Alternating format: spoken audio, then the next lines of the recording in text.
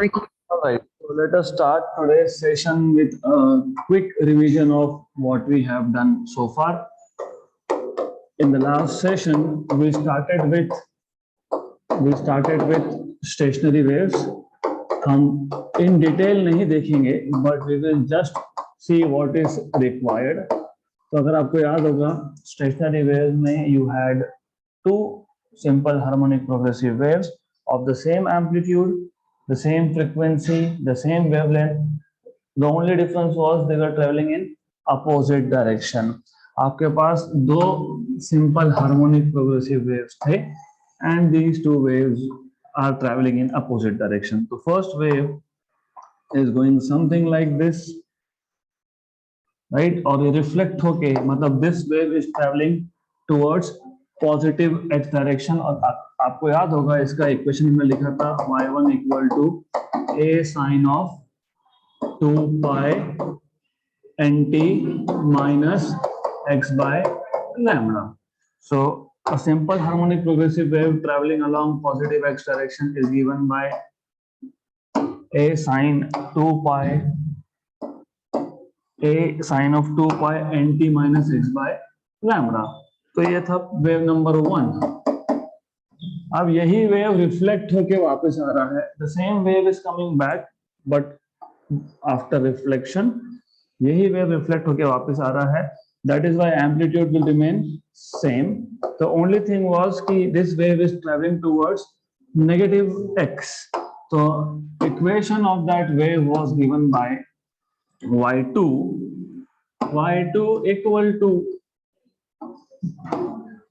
equal to a sin of 2 pi nt plus x by lambda. यही difference था. फिर ये दोनों वेव्स का जब आप इंटरफेरेंस देखोगे, इंटरफेरेंस मतलब superposition. So these two waves will superimpose मतलब एक के ऊपर एक, right?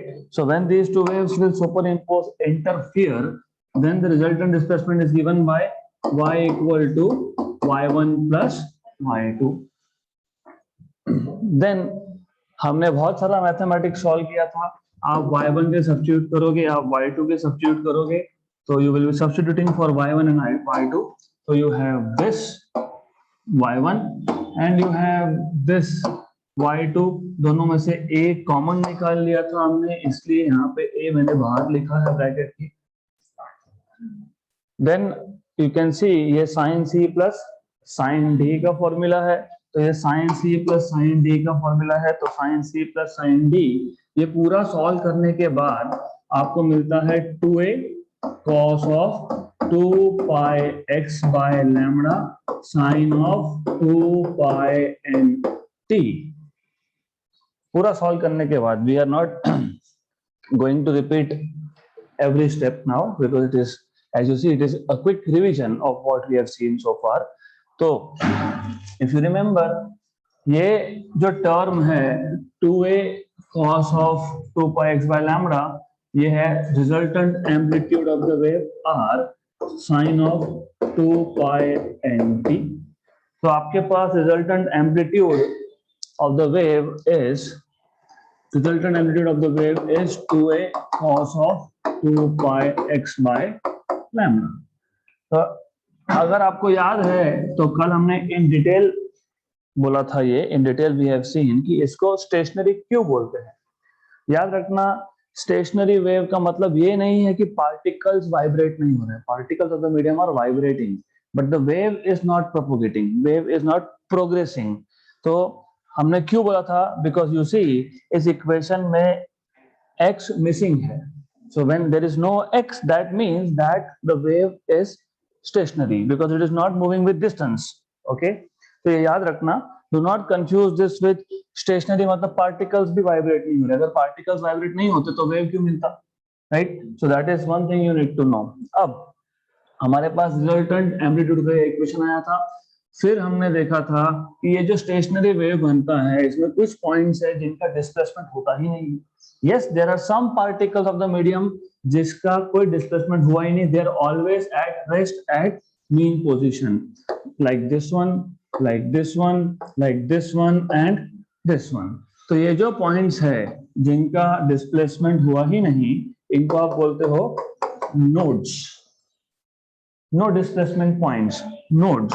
So the particles of the medium which are at rest at mean position are called as nodes.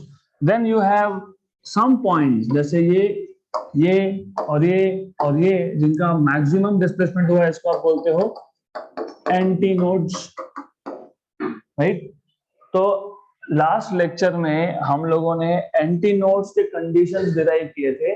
मैंने आपको बताया था एंटी नोड्स मतलब बेसिकली मैक्सिमम डिस्प्लेसमेंट मतलब resultant amplitude should be maximum, और आर मैक्सिमम होने के लिए ये टर्म मैक्सिमम होना चाहिए क्योंकि ए तो कांस्टेंट है। So for R to be maximum you should have cos of 2 pi x by lambda to be maximum, और इसकी मैक्सिमम वैल्यू होती है +-1। cos की मैक्सिमम वैल्यू इज +1 और नेगेटिव मैक्सिमम वैल्यू इज -1।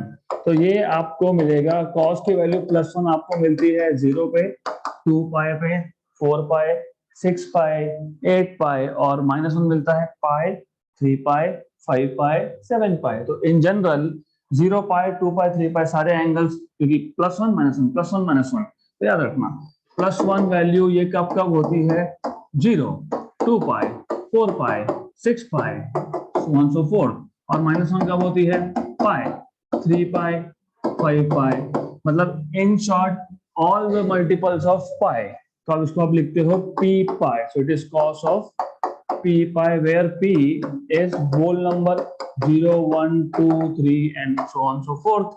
तो आप जब इसको सॉल्व करोगे तो cos गया, तो you will have 2 pi x by lambda equal to p pi भी गया, x equal to p lambda by 2। So these are the locations of antinodes. ये वो लोकेशन है जहां पे एंटीनोड्स बने। तो पहला लोकेशन कहां पे एंटीनोड का, x p equal to 0, if you put p equal to 0, x equal to 0, so if you put p equal to 0, x will be equal to 0, right? So you will have first antinode right at the origin मतलब किसका origin, wave का origin, right.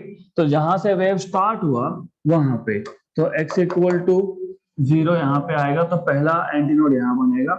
Then if you put p equal to 1, you will have lambda by 2, मतलब basically the idea is दूसरा यहाँ पे बना आपका lambda by 2 distance पे बना, तो second antinode is formed at lambda by 2। If you put p equal to 2 lambda by 2 मतलब लैम्बडा, राइट। तो उसके बाद का एंटीनोड बना यहाँ पे लैम्बडा कहां से मेजर किया, यहां से मेजर किया 0 से, तो ये लैम्बडा बाय 2 है, लैम्बडा बाय 2, फिर लैम्बडा बाय 2, फिर वापस से if you put 3 you will have 3 lambda by 2। तो तीसरा एंटीनोड कहां बनेगा, यहां से मेजर किया तो 3 लैम्बडा बाय 2, कहां से, ओरिजिन से, मतलब जहां से वेव स्टार्ट हुआ, सोर्स ऑफ द वेव से अगर आपने मेजर किया थर्ड वन, तो it is formed at third one, then it is formed at 3 lambda by 2। अगर यहां से मेजर करो तो it is again lambda by 2। तो किसी भी दो कॉन्सेक्यूटिव एंटीनोड्स में, सक्सेसिव एंटीनोड में डिस्टेंस कितना है, लैम्बडा बाय 2। करके देखो, lambda by 2 minus 0 is lambda by 2, lambda minus lambda by 2 is lambda by 2, 3 lambda by 2 minus lambda is again lambda by 2, so distance between two successive antinodes is lambda by 2। तो इतना हमने कल देखा था। Now we want to derive conditions for nodes, and as you know the nodes are this red dots here इस diagram में which have no displacement। तो no displacement है मतलब रिजल्टेंट एम्पलीट्यूड कितना होना चाहिए, 0। तो we will use that condition. So we know that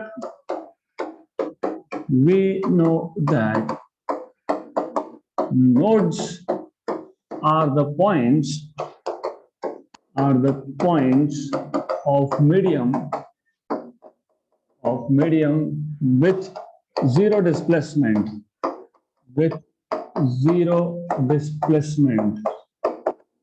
therefore अभी आपको पता है r which is 2a cos of 2 pi x by lambda this should be equal to 0. अब a तो 0 हो नहीं सकता, क्यों नहीं सकता था क्या a 0? अपने a 0 बोल दिया मतलब there is no way, nothing. तो a तो 0 हो नहीं सकता, मतलब क्या 0 होगा? cos of 2 pi x by lambda.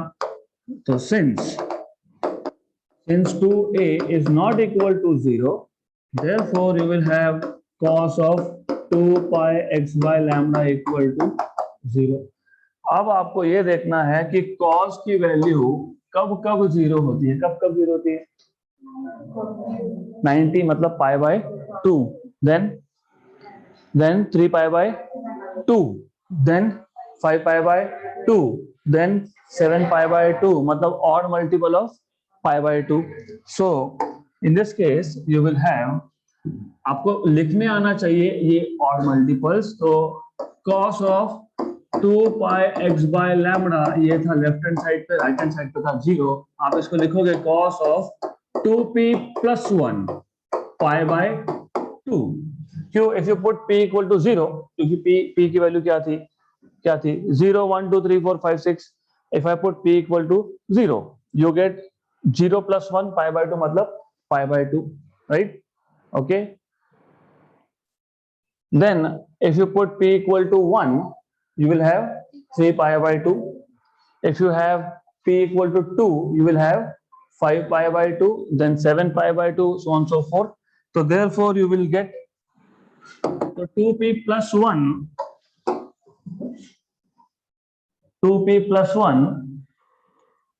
pi by 2 ये है आपका odd multiple of pi by 2. p की वैल्यू 0 तो pi by 2, p की वैल्यू 1 तो 3 pi by 2, p की वैल्यू 2 तो 5 pi by 2, so on so forth. This is what you have. cos दोनों साइड से हटा दो तो you will have 2 pi x by lambda equal to 2p plus 1 pi by 2, pi और pi cancel, right? Therefore x is equal to, ये lambda वहां जाएगा तो you will have 2p plus 1 lambda, ये 2 ऑलरेडी है और ये 2 यहाँ पे आ गया तो 4.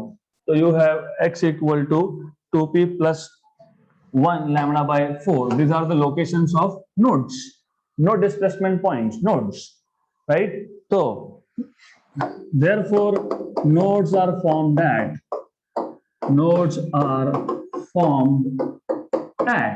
कहां बनेंगे देख लेते हैं. पहली वैल्यू p की कितनी? 0. if I put p equal to 0, if I put p equal to 0, you will have x equal to lambda by 4. if I put p equal to 1, I will have x equal to 3 lambda by 4.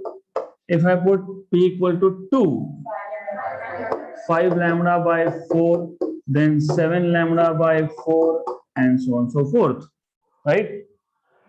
अब अगर आप देखोगे 3 lambda by 4 minus lambda by 4 कर दिया तो 2 lambda by 4 मतलब lambda by 2. तो यहाँ पे भी distance between consecutive successive nodes is again lambda by 2. So you can say therefore distance between successive nodes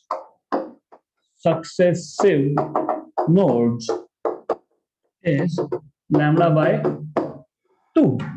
तो जैसे distance between two successive antinodes was lambda by 2, the distance between successive nodes is also lambda by 2. तो just a quick recap, हमने अभी क्या किया? हमने इतना ही किया है कि हमको conditions for nodes find करना है. Nodes are those points in the medium which do not vibrate. उनका displacement होता ही नहीं है, वो जहां थे वो वहीं है, right? So no displacement मतलब resultant amplitude should be 0. But resultant amplitude क्या है? 2a cos of 2 pi x by lambda. अब 2a तो 0 हो नहीं सकता. क्यों 0 नहीं हो सकता? क्योंकि दो वेव हमने क्लियर कट बोला है कि we are sending two waves with amplitude a. तो a तो 0 होगा नहीं, तो क्या 0 होगा? cos of 2 pi x by lambda. तो cos of 2 pi x by lambda 0. तो cos के लिए 0 कब होती है? pi by 2, 3 pi by 2, 5 pi by 2, 7 pi by 2. तो हमने यहाँ पे जनरल फॉर्मूला लिख लिया cos of 2p plus 1 pi by 2, cos of 2p plus 1 pi by 2, right? If I put p equal to 0, I have pi by 2. If I put p equal to 1, I have 3 pi by 2. 5 pi by 2, तो आपको मिल जाएगा यहाँ से 2 pi x by lambda equal to 2p plus 1 pi by 2 x equal to 2p plus 1 lambda by 4। अब आपको locations देखने हैं कि कहाँ कहाँ पे नोड्स बने, तो of course if you put p equal to 0 you have lambda by 4, if you put p equal to 1 3 lambda by 4 5 lambda by 4 so on so forth। तो this are the locations of nodes.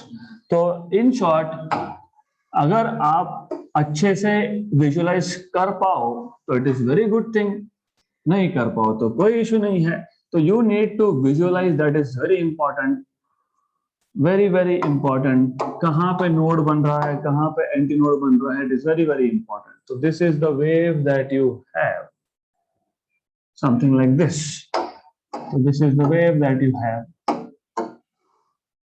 Okay, then ये था wave traveling towards positive x, then यही wave reflect होके वापस आएगा, तो you will have something like this more or less। Here also you will have something like this। आपको already पता है कि ये है nodal points, nodes। Okay, and you also know that these locations are antinodes। और आपको already पता है कि ये x इक्वल टू 0 का पॉइंट है। फिर आपको ये भी पता है कि ये लैम्बडा बाय 2 है, ये लैम्बडा है, ये 3 लैम्बडा बाय 2 है। हम जब लैम्बडा लिख रहे हैं तो हम 0 से मेजर कर रहे हैं, हम जब 3 लैम्बडा बाय 2 लिख रहे हैं तो 0 से मेजर कर रहे हैं। किसी भी दो एंटीनोड्स का डिस्टेंस लैम्बडा बाय 2 ही रहेगा, मतलब ये जो डिस्टेंस आएगा this is always going to be lambda by 2, this will again be lambda by 2, this will again be lambda by 2। Good. फिर हमने ये देखा और हमको दिख भी रहा है कि स्टेशनरी वेव में alternate antinodes nodes, antinode node, antinode node. और you just said, you just derived कि यहाँ पे भी डिस्टेंस कितना है दोनों में, लैम्बडा बाय 2, इसमें भी कितना है लैम्बडा बाय 2, और देन अगेन लैम्बडा बाय 2। तो you have distance between successive nodes also lambda by 2, right. Good. मतलब योर ऑब्जर्वेशन इज कि किसी भी दो एंटी नोड्स के बीच में एक नोड है या किसी भी दो नोड्स के बीच में एक एंटी नोड है। This is really important, this observation is really important. अगर आपको ये समझ में आया तो आगे इजी हो जाएगा। किसी भी दो एंटी नोड के बीच में नोड है, and well by the way, और अगर ये पता था कि किसी भी दो एंटी नोड के बिल्कुल सेंटर में क्या है नोड, अब तो हमको पता था कि ये डिस्टेंस कितना है लैम्बडा बाय 2। तो यहां से अगर मैं मेजर कर रहा हूं तो पहले नोड का डिस्टेंस होगा लैम्बडा बाय 4, क्योंकि दिस इज लैम्बडा बाय 2 और बिल्कुल सेंटर में मतलब लैम्बडा बाय है क्या पहला lambda by 4, yes, right. And उसके बाद ये lambda by 4 plus lambda by 2, क्योंकि उसके बाद कब आएगा, प्लस लैम्बडा बाय 2 करने के बाद आएगा। नहीं, lambda by 2 is half, lambda by 4 is 1/4, 1/4 plus half is 3/4, तो 3 लैम्बडा बाय 4। तो जब आप यहां से मेजर करोगे तो दूसरा नोड आपको मिलेगा 3 लैम्बडा बाय 4 पे, 3 लैम्बडा बाय 4 पे, राइट। उसके बाद 3 lambda by 4 plus lambda by 2, 5 lambda by 4। तो you have locations of nodes 5 lambda by 4, then 7 lambda by 4, so on so forth। तो this is what I am expecting कि आपको this observation you should be able to make। ये तो location तो ठीक है mathematically मिल गया, but immediately you must understand कि दो एंटी नोड के बिल्कुल सेंटर में नोड है, तो जितना डिस्टेंस है दो एंटी नोड का उसका हाफ होगा एक एंटी नोड से नोड तक का lambda by 4। Okay, good. So this brings us to properties of stationary waves. Now here onwards for today it is going to be totally theory. So you will not see any equations today anymore. Properties of stationary wave. So I want all of you to be awake. जागते रहो, सोना नहीं। This theory I can't help it, and I don't want to skip this topic as well. तो properties of stationary wave, कभी भी चाहे वो simple harmonic progressive हो चाहे वो स्टेशनरी वेव हो, कभी भी पहला प्रॉपर्टी उसका डेफिनेशन होता है. What is definition? कैसे डिफाइन किया था? When two identical progressive wave traveling along the same path but in opposite direction interfere, this the resultant wave so produced is in the form of loops. Such a wave is called as stationary wave. So when two identical बोलना जरूरी है. क्यों जरूरी है? कि हमने देखा क्या क्या सेम था इसमें. Amplitude, frequency and time period. When two identical progressive waves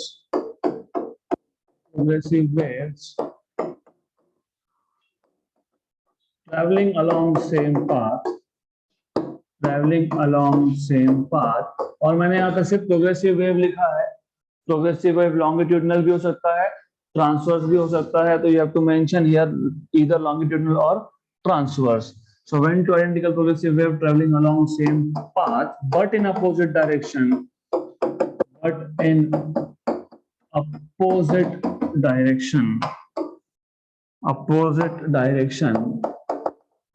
interfere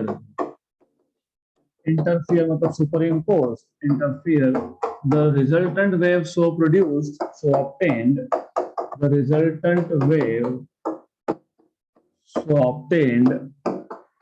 is in the form of loops.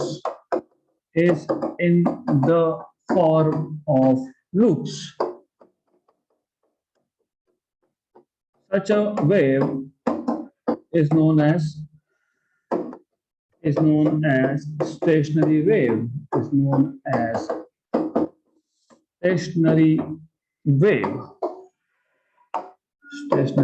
तो ये आपने इसको कर दिया डिफाइन. अब उसके बाद what do you notice here? आपने डिफाइन कर दिया, ये लूप्स है. Loop number 1, loop number 2, loop number 3, so on so forth. But what is your observation? Amplitude पे हम बाद में आएंगे.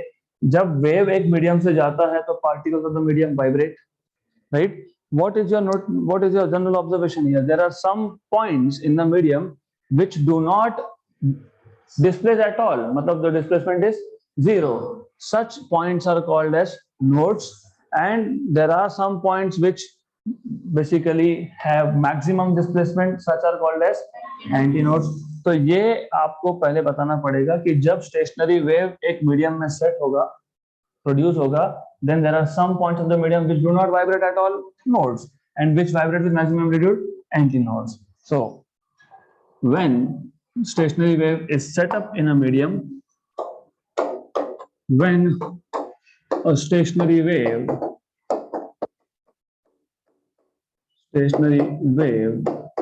is set up in a medium or produced in a medium, right? There are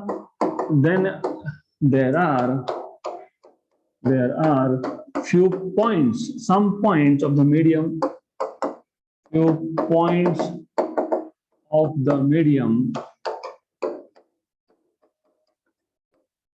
at which there is no displacement,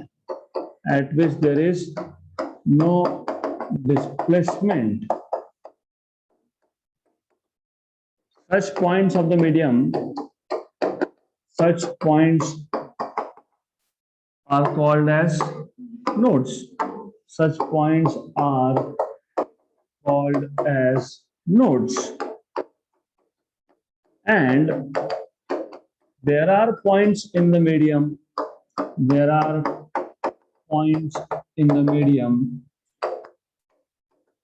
At which the displacement is maximum. At which the displacement of the particles is maximum. The displacement is maximum. Are known as antinodes. Then you can say what was the distance between consecutive antinodes? Lambda by 4, right? Lambda by 4 था ना? lambda by 2. Okay, the distance between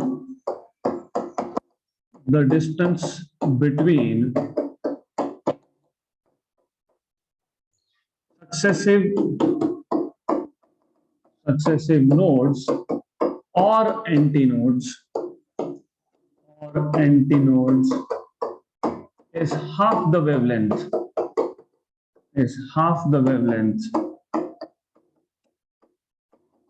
That is lambda by 2. Next property, what you can say next? The stationary wave consists of alternate nodes and antinodes, right? The distance between adjacent node and antinode is lambda by 4. Lambda by 4, adjacent node and antinode, lambda by 4. So, in a stationary wave,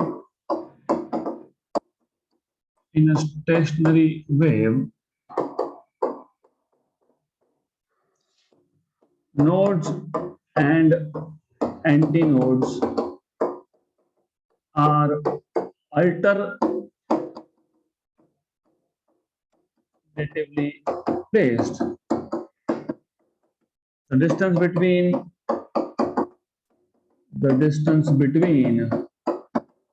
adjacent,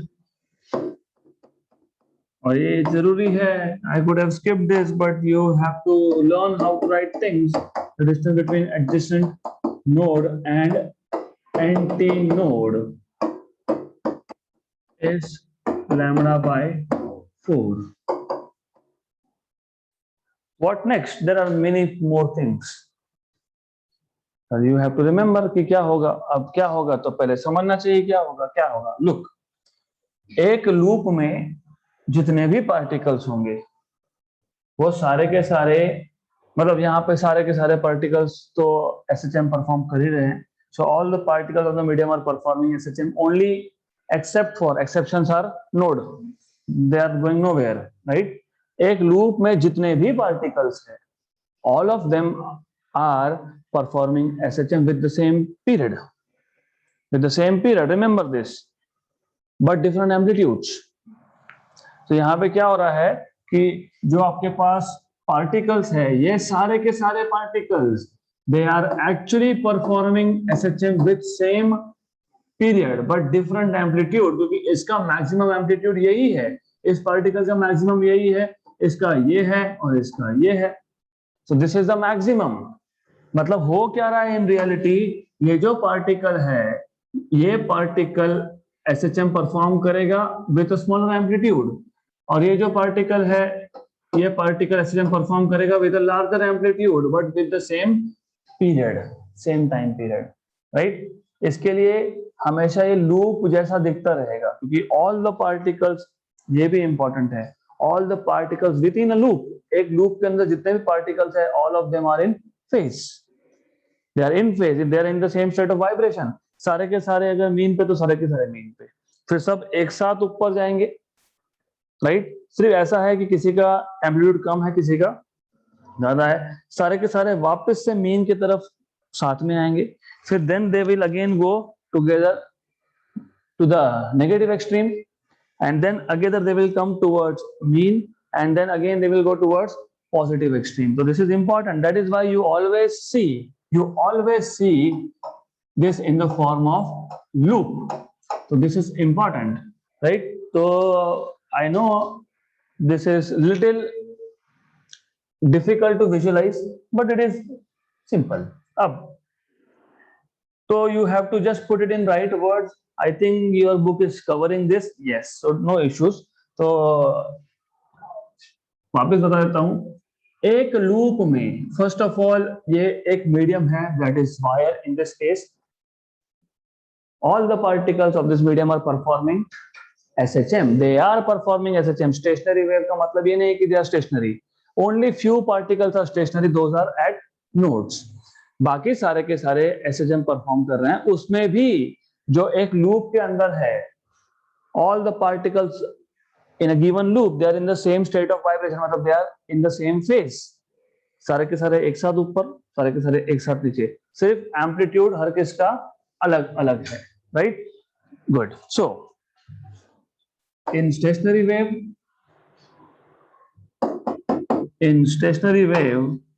all the particles of the medium except for particles at the node, in stationary wave, all the particles of the medium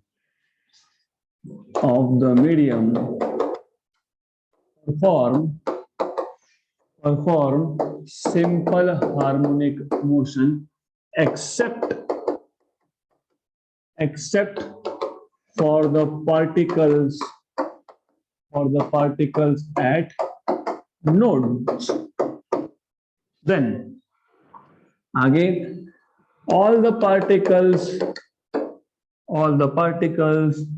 within a given loop,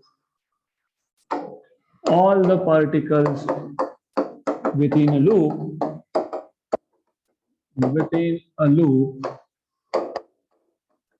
are in same phase of vibration. सबके सब पहले oscillation में, तो सबके सब पहले oscillation में, सबके सब मीन पे तो सबके सब मीन पे, सबके सब एक्सट्रीम पे तो सबके सब एक्सट्रीम। याद रखना यहाँ पे एम्पलीट्यूड अलग अलग है, नहीं तो आप बोलोगे सबके सब एक्सट्रीम पे, तो ऐसा होना चाहिए सीधा सबके सब ऊपर। तो this will be like this will be like string moving up and down, no wave. So ऐसा नहीं हो रहा है, तो मेंशन करना पड़ेगा all the particles within a loop are in the same phase of vibration with same period but different amplitudes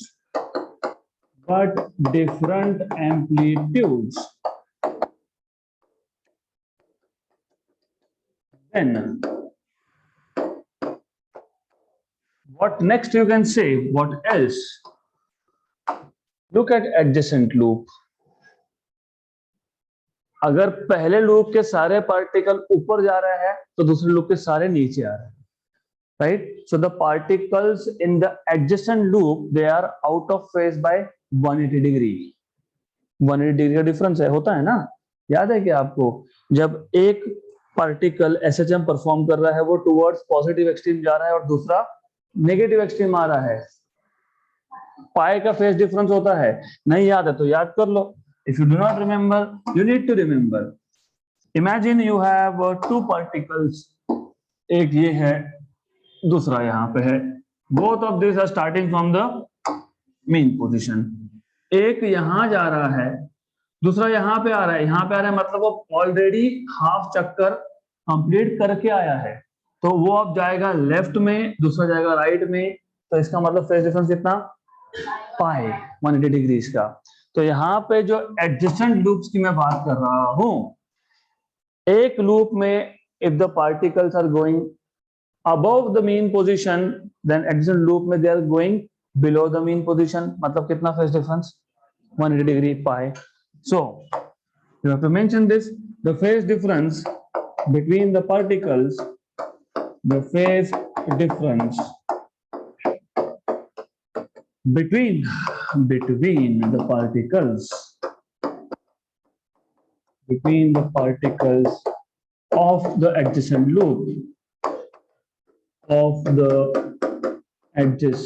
loop is 180 degree pi radians. अब आगे और क्या बोल सकते हो आप? क्या बोल सकते हो? डू यू रिमेम्बर कल मैंने आपको पीरियोडिसिटी के बारे में कुछ बताया था? What do you mean by periodic? When the same structure repeats again in space and in time, then it is called as doubly periodic. अभी ऐसा होता है ना, मैंने आपको एग्जांपल भी बताया था। Your lectures are not called as lectures, they are called as periods. Why period? After same interval it will repeat again. जैसे हमारा हर दिन 7:30 बजे तो 7:30 बजे, so that is why they are called as periods, right? So दो type के periodicity होता है। एक होता है periodicity in time, when the same structure repeats itself after equal interval of time, then it is called as periodic in time. when the same structure repeat itself in equal intervals of space, मतलब distance. हर equal distance के बाद same structure repeat हो रहा है तो उसको बोलते हैं periodicity in space. हो रहा है क्या? लैम्डा बाय 2 के बाद एंटीनोड, फिर लैम्डा बाय 2 के बाद एंटीनोड, फिर लैम्डा बाय 2 के बाद एंटीनोड, फिर लैम्डा बाय 2 के बाद एंटीनोड, राइट? तो स्टेशनरी वेव क्या है? Periodic in space. Also additionally ये मीडियम के जो पार्टिकल्स है they are performing SHM and SHM is periodic in time. तो स्टेशनरी वेव क्या हो गया? Doubly periodic. It is periodic in time as well as periodic in space. मैंने इसलिए बताया था आपको, that is why it is really important. मैंने कल ही बता दिया था कि जो रिजल्टेंट एम्पलीट्यूड आपके पास आता है, this resultant amplitude is periodic in space. मैंने कल क्लियर कर बोला था. Remember this words are very important here. Resultant amplitude is periodic in space, not stationary wave. Particles of the medium in which you have set up stationary wave, they are performing SHM and SHM motion is periodic in time. तो इसलिए बोल सकते हो आप that you can say stationary wave is doubly periodic. Stationary wave is doubly periodic. That is periodic in space and periodic in time and periodic in time. What else you can say about stationary waves? ये सारा का सारा हमने कल ही देखा था, हम इसको लिख रहे हैं. Did we talk about velocity of stationary wave yesterday? Are you all stationary? Do you have any velocity? No, no. So velocity of stationary wave is zero. Stationary wave का particles of the medium का नहीं. Particles of the medium except for nodes, they are performing SHM. तो वहाँ motion है. Motion किसका नहीं है? Wave का नहीं है, right? तो आप क्या बोल सकते हो? Stationary wave is standing wave and hence it has zero velocity. अगर उसका वेलोसिटी जीरो है तो वो एनर्जी ट्रांसफर कर ही नहीं सकता.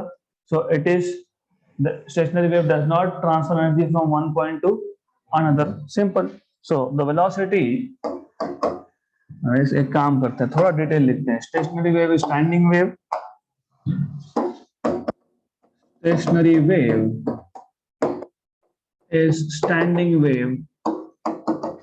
Standing wave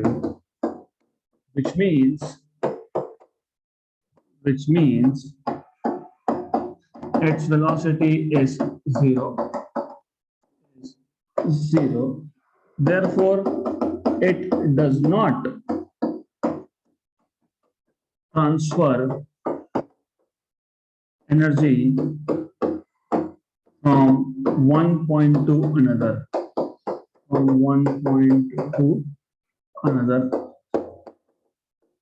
Okay, so that's it. अगर एक हाथ दूसरा कुछ रह गया होगा तो कोई इशू नहीं है. तो I will put that in the notes. तो sufficient है. 8-9 properties are sufficient to know. And if there is something left out, I'll put it in notes. So just for a very quick recap, next topic में हमको progressive wave और stationary wave को compare करना है, right? तो before we do that, just a quick recap. आज हमने start किया from condition for nodes. Node मतलब no displacement, right? इसका मतलब resultant amplitude of the particle is zero. तो r zero होने के लिए हमने देखा कि cos of 2 pi x by lambda को zero होना पड़ेगा. मतलब basically cos की वैल्यू जीरो कब आती है वो पता होना चाहिए. cos की जीरो कब आती है? 2p plus 1 pi by 2. अब ये pi by 2, 3 pi by 2, 5 by 2, stop saying this. You have to now talk in terms of larger range, larger domain basically. Pi by 2 तो एक वैल्यू हो गया एंगल का जहां पे वैल्यू जीरो होगा, लेकिन you have multiple values. So now you should know it is 2p plus 1 pi by 2, right? So you will have 2 pi x by lambda equal to 2p plus 1 pi by 2. इसको solve करोगे तो x मिल जाएगा और ये x मतलब किसका location है? Nodes का. तो नोड्स कहाँ पे बने? Lambda by 4, 3 lambda by 4, 5 lambda by 4, 7 lambda by 4. In general it is 2p plus 1 lambda by 4, 2p plus 1 lambda by 4.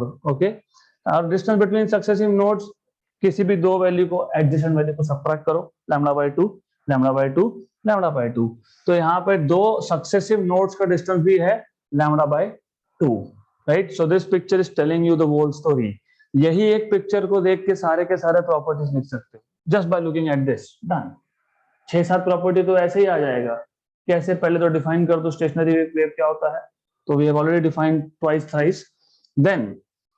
then you have to talk in terms of this points, क्योंकि stationery wave में क्या हो रहा है, क्या दिख रहा है आपको, नो डिस्प्लेसमेंट पॉइंट्स और मैक्सिमम डिस्प्लेसमेंट पॉइंट्स. तो बता देना है कि जब स्टेशनरी वेव सेटअप होगा तो मीडियम के कुछ पॉइंट्स होंगे जिनका डिस्प्लेसमेंट नहीं हो रहा है, those points are called as nodes. जिनका मैक्सिमम डिस्प्लेसमेंट है those are called as anti nodes. फिर दो एंटी नोड्स के बीच में या नोड्स के बीच में कितना डिस्टेंस, हाफ द वेवलेंथ. फिर स्टेशनरी वेव में what do you notice is alternate, antinode node, antinode node, antinode node. तो ये लिख देना है, in stationary wave nodes and antinodes are alternatively placed. The distance between adjacent, successive नहीं चलेगा. अब सक्सेसिव सेम टाइप में होता है, एडजेसेंट मेरा बगल वाला सेम टाइप का कैसे हो सकता है, तो उसके बगल वाला कौन है, नोड, उसका बगल एंटीनोड. तो here in this case the distance between adjacent node and antinode is lambda by 4. अब क्या हो रहा है, all the particles of the medium are performing SHM except for particles at the node. तो वो बता देना, राइट. फिर बता देना कि अगर एक लूप में जितने भी पार्टिकल्स है they are all in the same phase of vibration, मतलब सारे के सारे पहले ऑसिलेशन में सारे के सारे मीन से पॉजिटिव एक्सट्रीम जा रहे हैं, but only one change is there, amplitude is different, period is same. मतलब मीन पे वापस सेम टाइम पे आएंगे, अपने अपने रिस्पेक्टिव एक्सट्रीम्स पे वो सेम टाइम पे जाएंगे, राइट. तो और उसका जो एडजेसेंट लूप होगा उसमें सारे particles they are out of phase by 180 degree. So phase difference is 180 degree. अगर एक लूप में पार्टिकल्स ऊपर जा रहे हैं तो दूसरे लूप में वो नीचे आएगा. Then stationary wave is doubly periodic, it is periodic in space as well as in time, क्योंकि हर इक्वल डिस्टेंस के बाद you see antinode antinode antinode antinode, right. और आल्सो इन टाइम, क्योंकि यहाँ पे जो पार्टिकल्स ऑफ द मीडियम है they are performing simple harmonic motion. Simple harmonic motion start जब किया था तो मैंने पहले ही बता दिया था कि ये पीरियोडिक मोशन होता है जो खुद को इक्वल इंटरवल्स के बाद रिपीट करता है. तो that is why particles of the medium are performing SHM, hence it is also periodic in time. Then stationary waves are standing waves, मतलब वेलोसिटी जीरो है. अगर वेलोसिटी जीरो है किसका, वेव का, पार्टिकल्स का नहीं, वेव का. तो यहाँ पे particle to particle energy transfer हो ही नहीं रहा है. तो stationary wave does not carry energy from one point to another. इसको एक वर्ड भी है, इसको बोलते हैं localized waves. They are localized, मतलब वो अपने अपने डोमेन में ही एनर्जी संभाल के रखते हैं. They are not basically taking energy from one place to another. So that's it for today. We'll continue with next topic in the next session.